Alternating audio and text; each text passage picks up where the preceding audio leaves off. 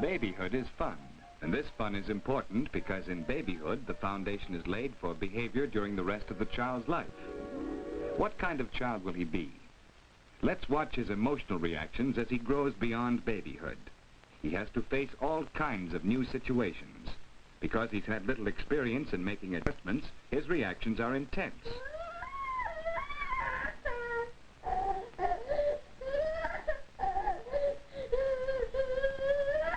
No social taboos or cultural traditions affect him yet, so you know where you stand with him.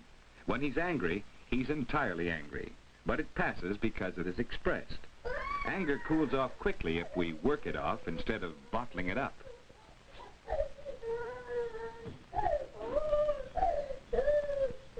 Because he doesn't hide it, it passes. His system is cleared out. And he responds quickly and wholeheartedly to cheerfulness and affection in other people. When he is happy, he is completely happy. No worrisome memories or vague forebodings bother him. That's what makes children so refreshing.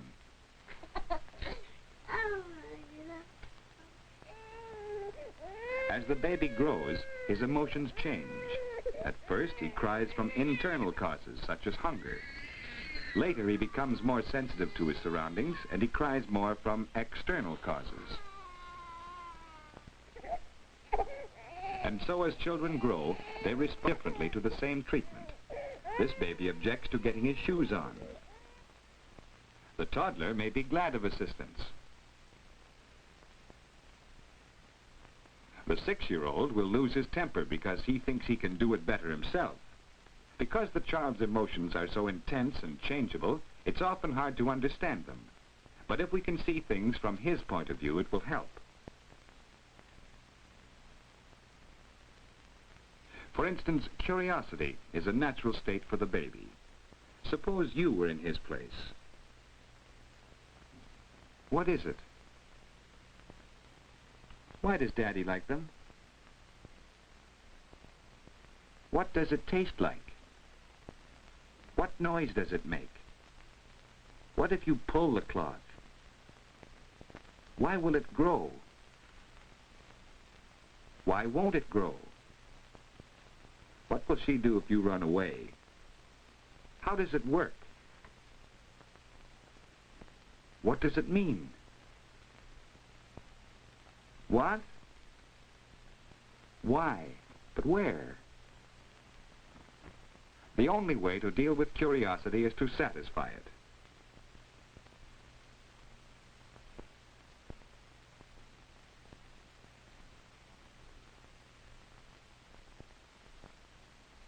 Don't touch deprives him of his most valuable source of information.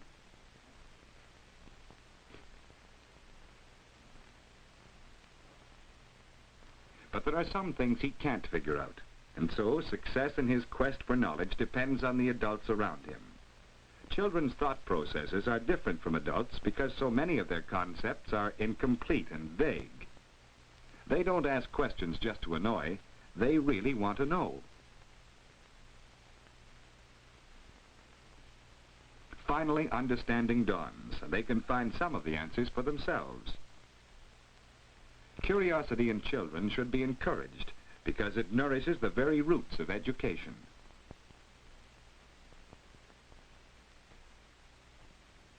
Fear is a more sinister emotion. Because it can affect development, it should be prevented. What is there to frighten babies? Well, suppose you were 6 months old.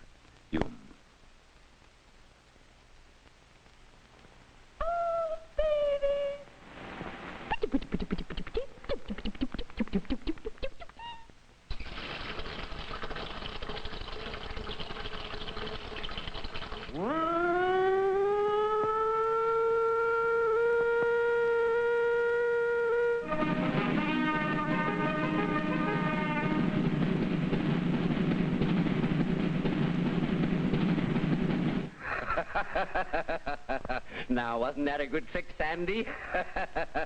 Now, you were such a good little boy, I'm going to show you another one. Why doesn't he just show you pictures? That's a shooter.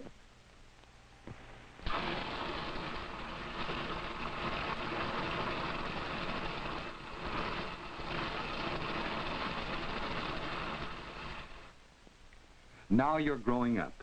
You're not so much afraid of noises and people. Sometimes they make faces at you, but if you keep quiet, they go away. Wish the milkman didn't bring that horse every morning. Must get into Mommy quick. Bill is bringing his new puppy. Will it bite? You don't want to read that animal book anymore. Now you're 6, not afraid of baby things. It's kind of fun to be a little scared.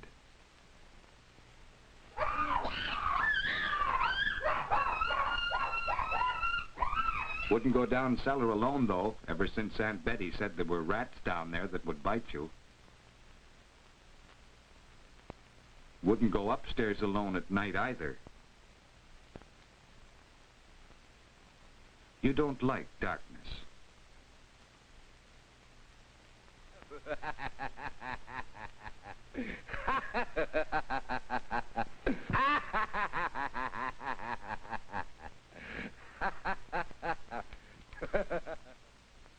No use calling Mommy. She'll say it's just a dream, nothing at all. What's that? Don't move. It might be something. You wish that cupboard door was closed. Might be a rat in there, too.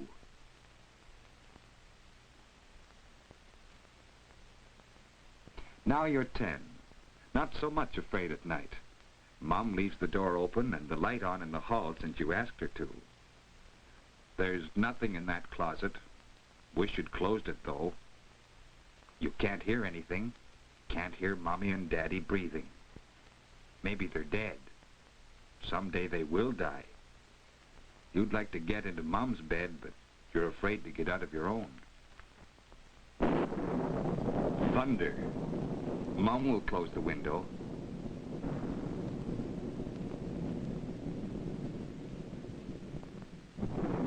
She's scared of thunder, too. These are typical fears of many young children. As the child grows older, most of them will disappear. But fear need not become a habit. If it does, it can ruin mental and physical health. There are many ways to prevent the fear habit in children. Strangers can come gently, with Mommy coming first to give warning.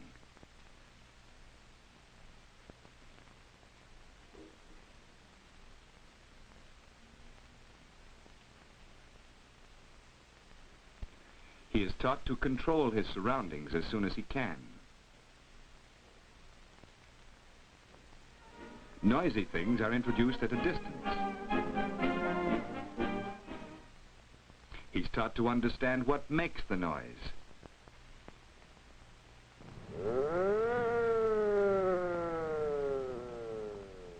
He's given the chance to watch the puppy with someone else for a while first.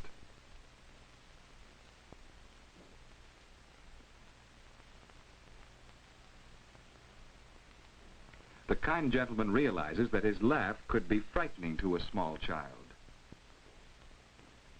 He's given reassurance when he needs it. And above all, Mother is unafraid and cheerfully sympathetic in emergencies.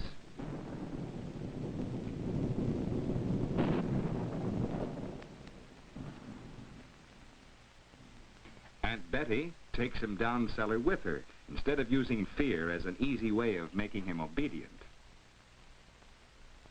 And so as he grows up, there is very little to be afraid of.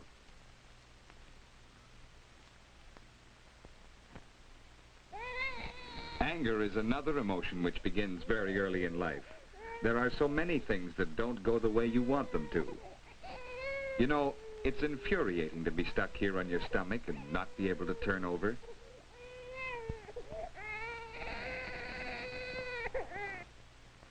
If you get angry enough and cry loud enough, somebody usually comes to do something for you. But why does she always have to change your pants instead of picking you up? And you get angry at things as well as people. And as you get older, you have to do even more things you don't want to do, sitting here when you don't even want to go to the bathroom. And they're always taking things away from you. They give you toys that won't stand up. Other people snatch things you are just going to play with. They are always bothering you when you want to be left alone, and then leaving you alone when you'd rather stay with them.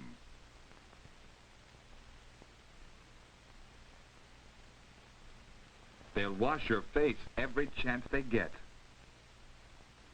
And they're always pulling tight clothes over your ears. They play with that big paper, and if you try to play too, they just get cross.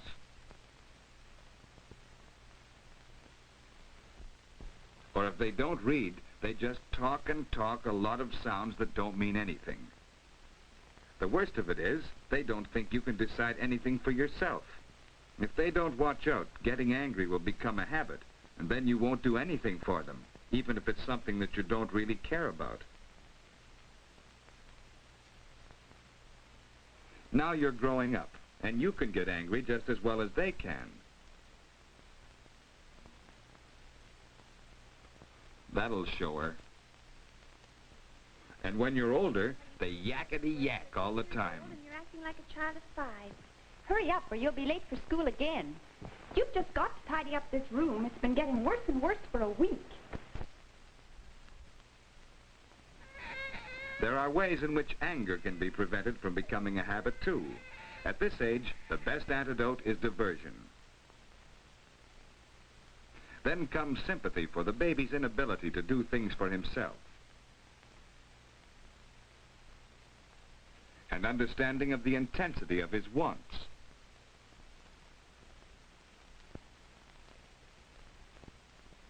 Training is hard for a baby. Let him know that you are with him and not against him. Maybe he didn't have to go after all. Let him take the initiative whenever possible.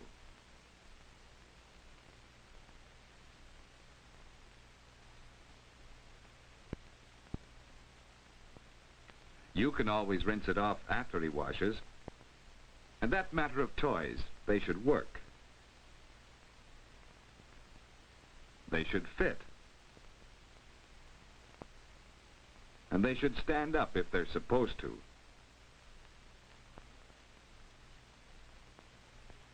You know, it's really simpler to put the paper away for 10 minutes. Daddy should realize that there is a proper time for playing.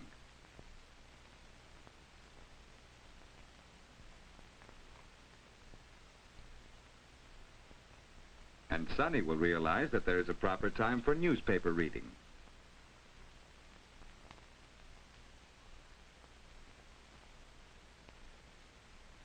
That friction with the older child can best be avoided by cooperation until good habits are established. It takes 2 to make a quarrel, and must he go to the picnic? After all, democracy begins at home.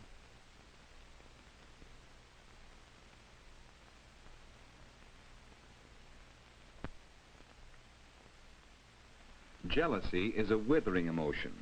It always involves people, usually much loved ones. Often it is caused by the fear of losing someone's affection.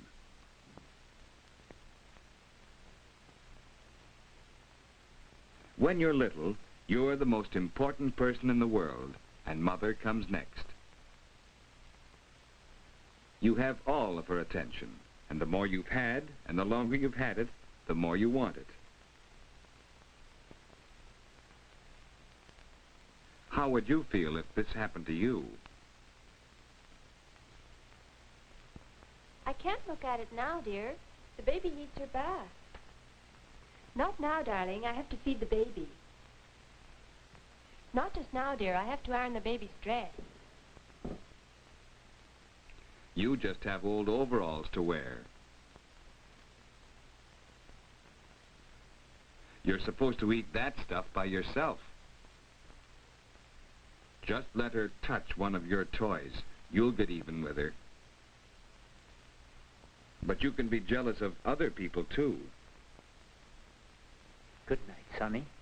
Now you be a good boy and go to sleep. Mommy and I are going out.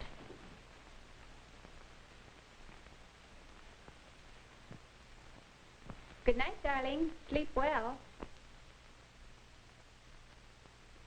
And you have to go to bed while your big brother reads comics half the night. And the fact that he understands football and you don't doesn't make it any easier to be left behind. It can happen to you at school, too, especially if you have a really swell teacher. That big show-off is the teacher's pet just because he makes better grades than you do. Jimmy always plays with Pete now because they have bikes.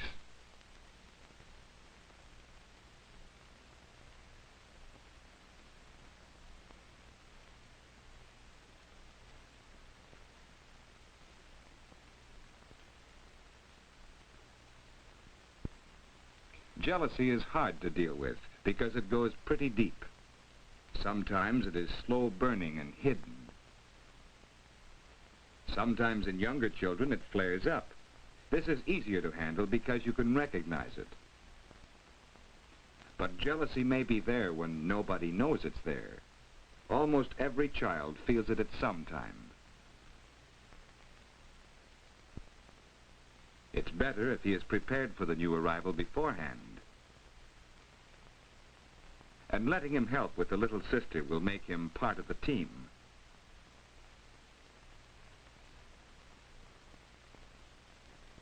Somehow or other, he must get his own share of attention.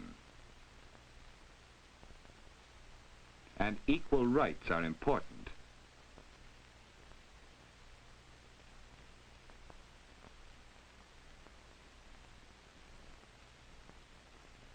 There are times when the baby's bath is not nearly as urgent as a minor repair to a toy. And mother must try to have a real understanding of each child's needs.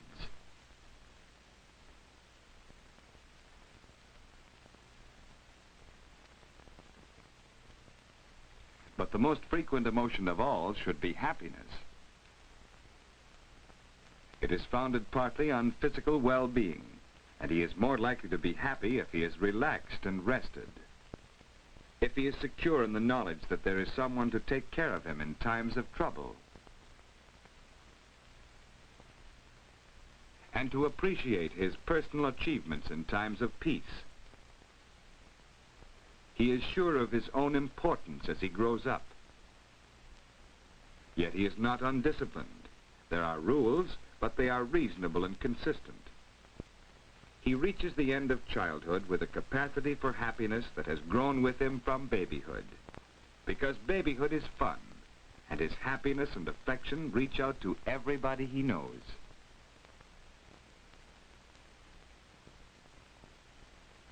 In the beginning, food and warmth and love are very close together.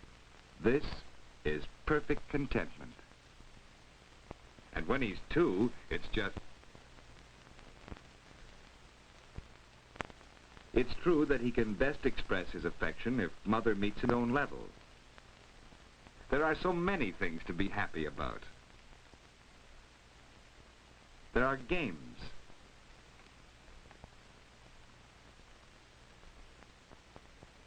And jokes.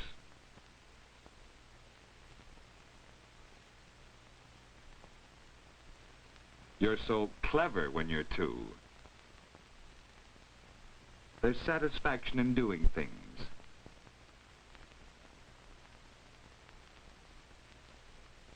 And so many kinds of friends. Some you find outside. And some that go everywhere, even to bed with you. Some like Aunt Marge that you only see once in a while. And best of all, there's love. Because you see, providing the material equipment for childhood is not enough. There are emotions, too, some good and some bad. And by being truly happy with them, we give to our children their best chance of enduring happiness.